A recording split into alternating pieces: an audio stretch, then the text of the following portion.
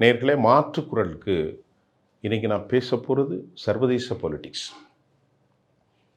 இதில் ஈரானுடைய தாக்குதல் மிக மிக மிக வலிமையாக இருக்கிறது. ஈரானுடைய தாக்குதலை தாண்டி அமெரிக்காவுடைய தாக்குதலும் இஸ்ரேலுடைய தாக்குதலும் கூட ஈரானில் பல்லாயிரக்கணக்கான பேர் கொல்லப்படுவதற்கு காரணமாக இருக்கிறார். இன்றைக்கு இஸ்ரேல் தொடர்ந்து போர் செய்வதாக அறிவித்தாலும், வெளிப்படையான பேச்சுகள் இருந்தாலும், இஸ்ரேல் கோட்ஸ் போன்ற இஸ்ரேலுடைய இராணுவ செயல்பாட்டாளர்கள், அமைச்சர்கள் ஆயத்துல்லா கொமினியை நாங்கள் எலிமினேட் செய்ததை போன்று புதிய தலைவர்களை கொல்வோம் என்று அவர்கள் கூறுவது மேலும் பதட்டத்தை அப்பிராந்தியத்தில் ஏற்படுத்தி இருக்கிறது. இதனுடைய விளைவுகள் என்ன? What kind of the consequences நிச்சயமாக ஏற்படும்.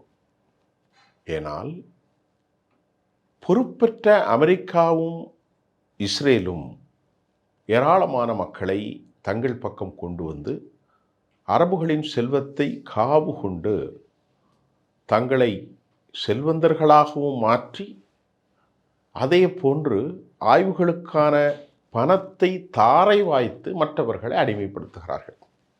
ஆனால் இந்த போரின் முடிவிலே சில செய்திகள் இனி உலக பொருளாதாரத்தை தீர்மானிக்கும் சக்திகளாகவும் சர்வதேச அரசியலின் முகம் மாறும் என்பதையும், குறிப்பாக மத்திய கிழக்கில் அது மாறும் என்பதில் எந்த மாற்று கருத்தும் இல்லை. அதுக்கு காரணம் அல் ஜசீராவில் பேட்டி ஒன்று இன்றைக்கு வந்தது. அதில் செவி ஒன்றை கொடுத்த மிக முக்கியமான ஒருவர் சொல்கிறார், அரபுகளை கைவிட்டது அமெரிக்கா. எங்கள் நாட்டிலிருந்து பல கோடி பில்லியன் டாலர்களை அமெரிக்காவிலே முதலீடு செய்தோம். 1000 பில்லியன் டாலர்களுக்கு சவுதி அரேபியாவும் யுனைடெட் அரபு எமிரேட்ஸ் எல்லாம் சேர்ந்து 300 லட்சம் கோடிகளுக்கு கத்தார் வரை கொட்டி கொடுத்தும் இன்றைக்கு நிலை என்ன? ஈரான் இப்பொழுது தாக்குதலை வலிமையாக செய்து கொண்டு வருகிறது. ஆனால் அவர்களுடைய மனநிலை என்ன? ஈரானை காப்பதற்கு பதிலாக அவர்கள் இஸ்ரேலை தான் காக்குகிறார்கள். இஸ்ரேலுக்கு ஏர் டிஃபென்ஸ் சிஸ்டத்தை வழங்கியிருக்கிறார்கள். இஸ்ரேலுக்கு எல்லாவற்றையும் வழங்கியிருக்கிறார்கள்.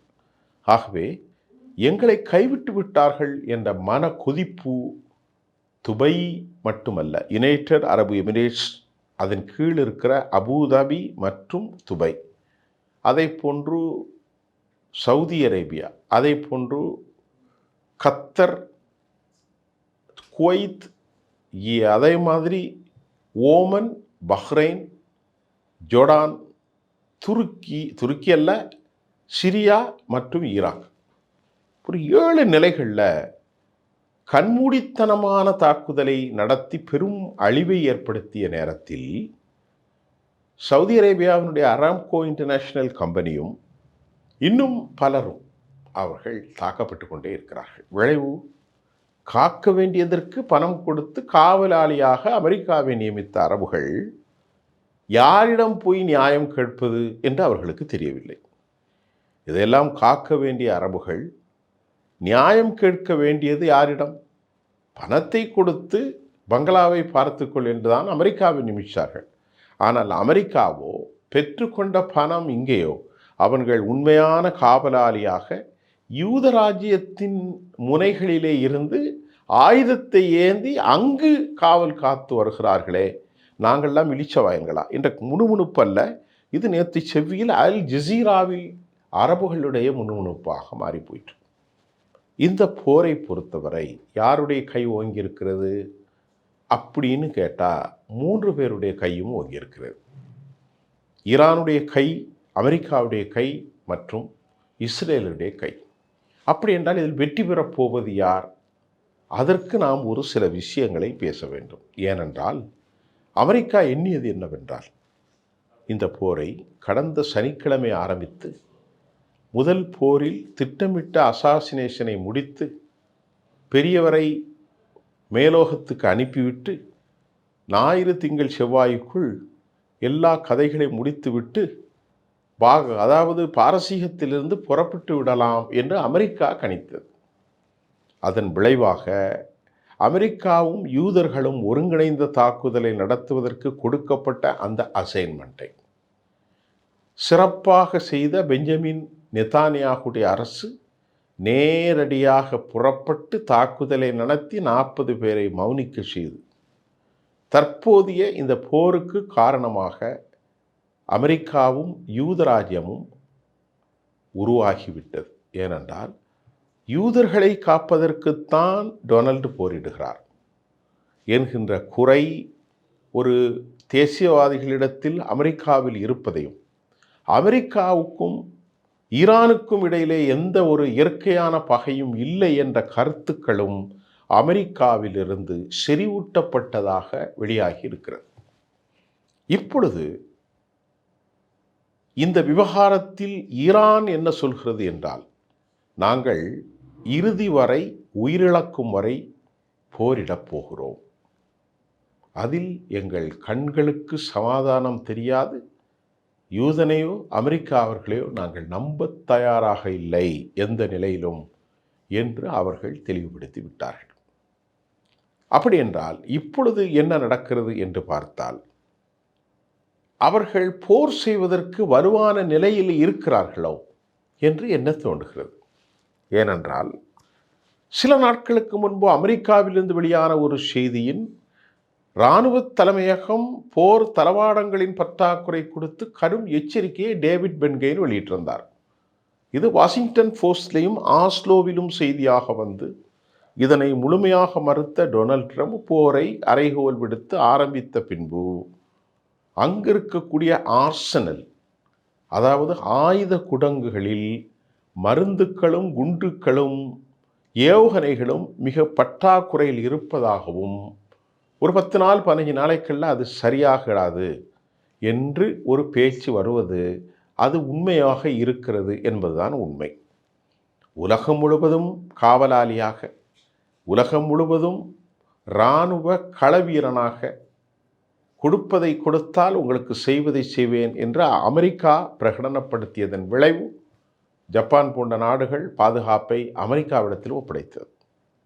அதே போன்று எல்லா நாடுகளும், அரபு நாடுகள், சவுதி அரேபியா, கத்தர், யுனைடெட் அரபு எமிரேட்ஸ், சிரியா, இப்படி எல்லா தேசங்களும், பஹ்ரைன், ஓமான், எல்லா இடங்களிலும் அமெரிக்காவுடைய ராட்சச தளங்கள், அங்கே அமெரிக்காவுடைய ஸ்டெல்த் விமானங்கள், அமெரிக்காவுடைய F-16 மிக அதிக குண்டுகளை போடக்கூடிய B-2 பாம்பர்ஸ் விமானங்கள், ராட்சச ஏவுகணைகள், ஒரே ஒரு ஏவுகணை மட்டும் அவங்க கத்தரில் வைத்தாங்க. அதன் மதிப்பு மட்டும் 9,200 கோடி.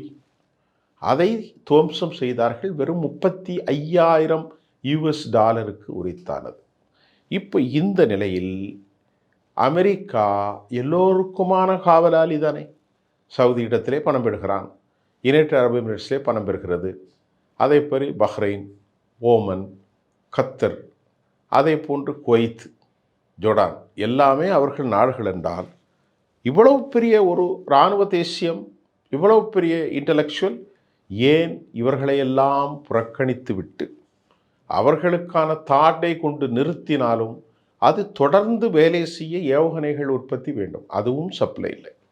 எல்லாவற்றையும் நிறுத்திவிட்டு அமெரிக்கா எங்களை கை சேதப்பட வைத்து விட்டது என்று அவர்கள் குய்யோ முறையோ என்று அழுவதையும், மத்திய கிழக்கிலிருந்து போரை நிறுத்த வேண்டும் என வலிமையான, அதாவது கெஞ்சும் குரல்கள் சர்வதேசத்தை அடைந்திருப்பது, குறிப்பாக ரஷ்யாவில் நீங்கள் ஈரானிடத்தில் சொல்லி இந்த போரை நிறுத்துங்கள் என்கின்ற அளவுக்கான நிலை, ஈரானின் தாக்கத்தை, கடும் தாக்குதலை தாங்குவதற்கு அவர்களால் இயலவில்லை.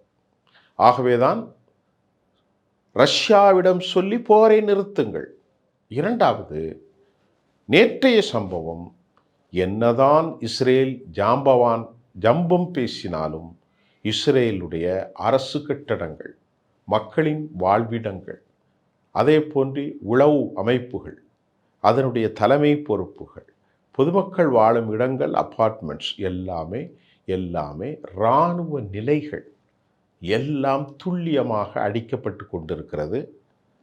அது ஈரானின் அறிவிப்பு. அதே போன்று ஈரானில் இருக்கும் இராணுவ நிலைகள், ஏவுகணை நிலைகள், அணுகுண்டு நிலைகள், இராணுவ செயல்பாட்டு நிலைகள், பொதுமக்கள் வாழும் இடங்களை எல்லாம் அமெரிக்காவும் இஸ்ரேலும் கடந்த 72 மணி நேர தொடர்ச்சியின் விளைவாக தாக்கி கொண்டிருக்கும் போது ஏராளமான மக்கள் அங்கே தெஹ்ரானில் இறந்து போகிறார்கள்.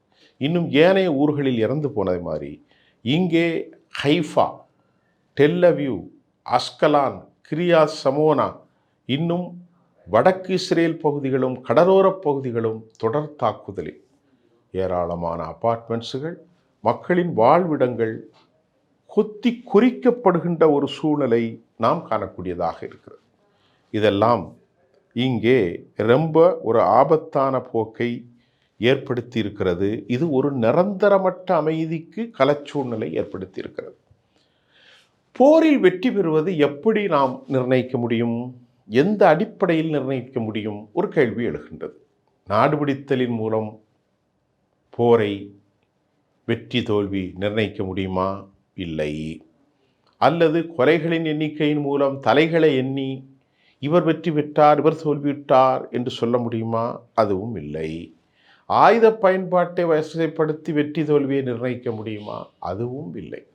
பைத்தியக்காரத்தனமான ஒரு கோட்பாட்டின் அடிப்படையில் தான் இந்த போர்கள் நடக்கிறதே தவிர, இதனால் மனித சமூகம் அழிவுதான் தொடர்வதே தவிர, ஆகவே ஒரு விளையாட்டில் மார்க் எடுப்பதை போன்று, பள்ளித் தேர்வில் மார்க் எடுப்பதை போன்று போரை எந்த அளவீட்டிலும் முடிவென்று சொல்ல முடியாது. ஆனால் நவயூக காலத்தில் நாடுபிடிப்பதை அல்லது பரப்பளவை கைப்பற்றுவதை அல்லது உள்நோக்கி செல்வதை அவர்கள் வெற்றி என்று சொல்கிறார்கள். ஆனால் அமெரிக்கா நமக்கு கிடைத்த தகவலின் வரை தனது ஆர்சனலில் மிக குறைவான ஆயுதங்கள் மட்டும் இருப்பதாக உறுதி செய்யப்படுகின்றது.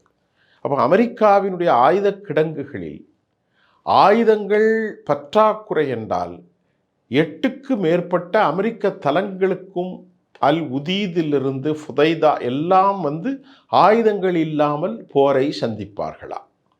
அமெரிக்கா தனது பாரிய அழுத்தத்திற்குள்ளான யூதர்களுக்கு மட்டும் அதிக ஆயுதங்களை கொடுப்பது எதனால்? எவ்வளவு காலம் கொடுக்க முடியும்? ஆக இந்த பற்றாக்குறை தொடர்கிற போது யூதர்களுக்கும் பற்றாக்குறை வரும், அரபுகளுக்கும் பற்றாக்குறை வரும். ஏன் தலைமை பொறுப்பில் இருக்கும் அமெரிக்க பென்டகனிலும் பற்றாக்குறை வரும் என்பதுதான் ஜான் பென் கெவினுடைய கருத்தாக இருக்கிறது. அதில் மாற்று கருத்து இல்லை. அப்போ அமெரிக்காவினுடைய பீட் ஹெட்ஸோ ஒரு கருத்தை சொன்னார். நீண்டகால போருக்கு தயாராகுங்கள் என்றும், இனி வரும் நாட்களில் அமெரிக்கர்களுக்கு சவப்பெட்டி, கொஃபைன் பாக்ஸ் அதிகமாக இந்த பாக்ஸ் பெட்டிகள் வரும் என்றும் சொல்லப்படுகிறது. தற்போது அமெரிக்க வீரர்கள் 400 வரைக்கும் இறந்து போயிருப்பதாகவும், 700க்கு மேற்பட்ட ஈரானியர்கள் கொல்லப்பட்டதும், பல நூற்றுக்கணக்கான இஸ்ரவேலர்கள் மடிந்து போனதும் செய்தியில் இருக்கிறது.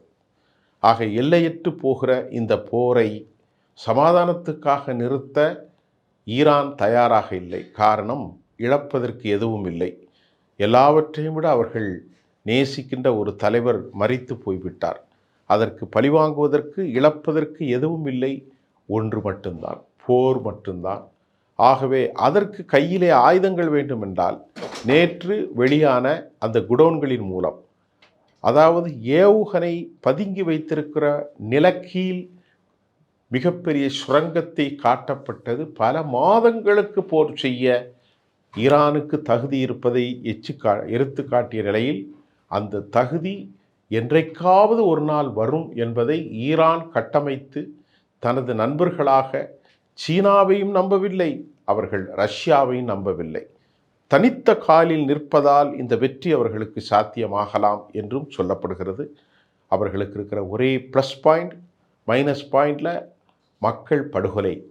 ப்ளஸ் பாயிண்ட், அவர்களால் சொந்தமாக தயாரிக்கப்பட்ட, அதாவது ஏவுகணைகள். கொர்ரம்சோர் போன்றவர்கள், ஹைப்பர்சோகான் போன்றவர்கள்லாம் அவர்களுக்கு பெரிய நன்மையை தருகிறது என்பதுதான் செய்தி. போரின் போக்கை நாம் இன்னும் உறுதி செய்ய முடியவில்லை. அடுத்த களத்தில் நாம் தெளிவாக சொல்வோம். நன்றி.